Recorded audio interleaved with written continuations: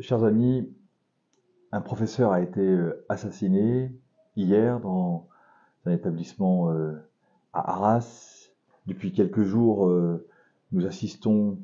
à un déferlement de haine et de mort entre Israël et la Palestine. Nous avons entendu cet après-midi que le musée du Louvre avait été fermé pour raison de sécurité. Nous entendons maintenant à l'instant que le château de Versailles est fermé parce qu'il y aurait une alerte à la bombe ou parce qu'il y a une alerte à la bombe. Bref,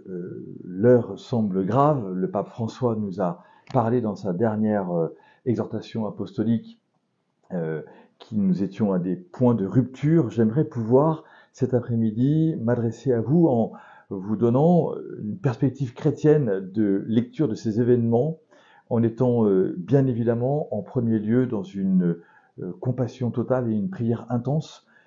pour la famille de ce professeur, pour ces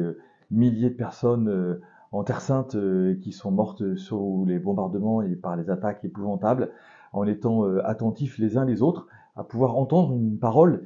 qui, je l'espère, va vous rejoindre dans l'espérance qui nous habite comme chrétiens. Et cette espérance qui nous habite comme chrétiens, je voudrais la fonder aujourd'hui sur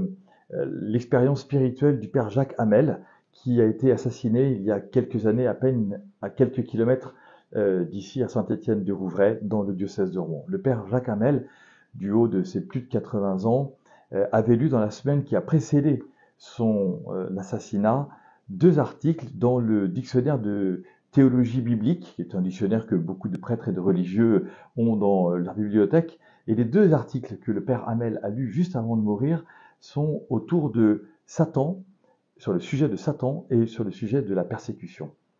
Et je voudrais vous rappeler que, effectivement, nous sommes dans un temps depuis la mort et la résurrection du Christ où nous avons, comme chrétiens, une réalité forte à dire, à transmettre à nos contemporains et à vivre dans chacune de nos vies. Parce que si même le Fils de Dieu, Jésus, n'a pas été épargné dans la violence, dans la mort, dans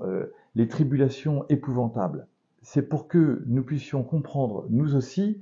que nous avons une lecture à avoir de ces tribulations, de ces souffrances et même de cette mort, qui, nous le savons, bibliquement et humainement parlant, est la conséquence de notre péché, c'est-à-dire de notre volonté à vouloir nous prendre pour Dieu et à ne pas nous laisser juger en vérité par Dieu. Le père Jacques Hamel, en lisant ces articles, s'est rappelé lui-même que dans sa vie de prêtre tout donné, il aurait peut-être un jour, et personne n'aurait pu, même pas lui, imaginer qu'il le ferait quelques jours après,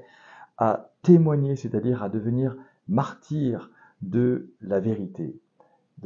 qui est le Christ, qui donne sa vie pour chacun d'entre nous. Et donc nous comprenons bien qu'aujourd'hui, ce temps de tribulation nous met en relation avec une réflexion sur la souffrance, sur la mort, et que notre enjeu chrétien, par la victoire du Christ sur la mort, c'est-à-dire par sa résurrection, nous invite à ne jamais être ceux qui vont ajouter de l'huile sur le feu, à ne pas opposer les hommes entre eux, à ne pas opposer les hommes à Dieu, à ne pas dire que c'est la faute de Dieu, à ne pas dire je ne sais quoi encore, que nous serions dans une situation nouvelle. Non, la souffrance et la mort, depuis le péché, existent dans notre monde et c'est notre mission de pouvoir travailler à l'éradication de cette souffrance et de cette mort qui sera donnée par le retour du Christ en gloire et par la soumission du Christ à Dieu son Père. Et là, je crois que nous, les catholiques, les chrétiens, bien évidemment tous, nous sommes invités à réfléchir et à aiguiser notre réflexion sur les fins dernières, sur le retour du Christ en gloire et sur le fait que nous pouvons dire avec certitude que la souffrance, la persécution, le complot, la guerre, la haine et le péché auront une fin et que cette fin est fondée sur la victoire du Christ sur la croix. Alors aujourd'hui, famille, chers frères et sœurs, vraiment, est-ce que nous voulons appartenir au camp des vainqueurs ou bien est-ce que nous voulons continuer d'avoir des paroles qui seraient sans espérance, qui seraient sans aucun fondement spirituel, biblique et encore moins christologique, c'est-à-dire encore moins ancré sur la croix de Jésus. C'est à nous de recevoir aujourd'hui, d'une manière nouvelle, pardonnez-moi de le dire ainsi, la compréhension de la persécution, la compréhension de la souffrance comme un appel à enraciner notre vie dans le Christ par amour des hommes. Quand des hommes meurent par la haine des autres, comment est-ce que moi je donne ma vie par amour pour les autres? Quand des hommes se font la guerre par haine, par volonté de puissance, par volonté de pouvoir, comment est-ce que moi je présente le nom de Jésus comme étant celui qui sauve? Nous comprenons qu'il y a dans cette histoire une symbolique très très forte, absolument dramatique et essentielle à recevoir. Dans la première page de la Bible, dans le livre de la Genèse, le serpent est annoncé comme étant vaincu parce que la femme l'écrasera par son talon. Celle qui écrase le serpent par le talon, c'est la Vierge Marie, c'est celle qui dit oui au projet de Dieu, bien que ce projet de Dieu annonce déjà la souffrance dans son projet, puisque Jésus lui-même est annoncé comme celui qui va mourir pour nous. C'est donc que nous pouvons, dans notre foi, dans nos réflexions majeures sur ces sujets dramatiques qui nous troublent, en me promenant ce matin autour de la place Saint-Marc à Rouen, j'ai bien vu que les visages étaient fermés, j'ai bien vu que nous étions tous marqués par une espèce de crainte. Mais nous, les chrétiens, que disons-nous, que donnons-nous comme espérance à nos amis, à nos contemporains? Nous voulons comprendre que dans cette heure apparente du prince des ténèbres, nous voulons faire gagner Jésus, le roi des rois. À l'intérieur de cette heure des ténèbres, nous voulons nous faire jaillir un oui, ce oui à la vie, ce oui à la gloire de Dieu, celui pour la gloire de Dieu et le salut du monde.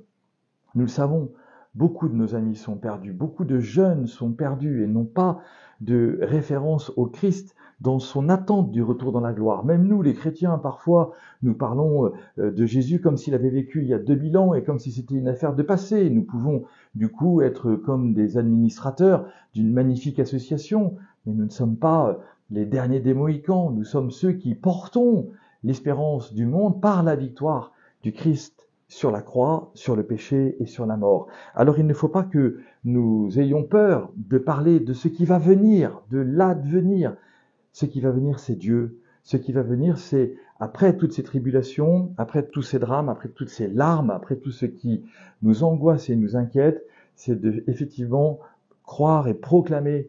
le retour de Jésus dans la gloire. Nous sommes les porteurs de cette bonne nouvelle. N'ayons jamais peur de nous former à cette annonce. Nous attendons ta venue dans la gloire, chantons-nous chaque dimanche à la messe. Alors oui, chers amis, nous devons veiller et prier pour ne pas entrer en tentation, c'est-à-dire pour ne pas succomber à tous ces discours ou ces attitudes négatives. Nous devons, à la suite du Père Hamel, apprendre à dire « va-t'en Satan » quand au moment où nous sentons que le prince des ténèbres veut gagner dans notre cœur un espace nouveau, va-t'en Satan. Nous voulons, comme le dit le livre de l'Apocalypse, rester fidèles jusqu'à la mort pour recevoir, comme le dit Saint Jean dans l'Apocalypse,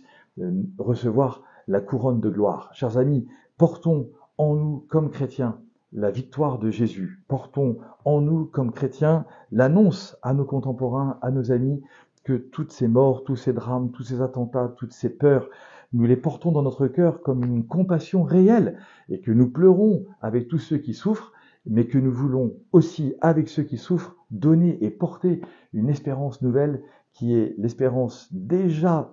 vaincue, déjà réalisée par le Christ sur la croix et que nous attendons dans notre vie concrète aujourd'hui l'avènement du Christ dans la gloire. Merci de porter cette espérance avec nous, avec moi. Merci d'être les relais d'une parole nouvelle qui est l'évangile de Jésus-Christ, celui qui nous sauve, celui-là seul qui vient au secours de notre faiblesse dans une société malade qui n'ose plus dire le nom de Dieu et qui cependant attend